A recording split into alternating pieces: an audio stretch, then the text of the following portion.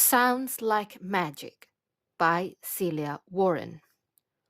I listened to a seashell and thought I could hear the rushing of the waves inside my ear. I held an empty eggshell close against my head and thought I heard a pecking chick hatching from its bed. I found a hollow coconut and listened for a sound and thought I heard horses' hoofs pounding on the ground. I took an empty teacup to see what I might hear and thought I heard a giant's voice booming in my ear.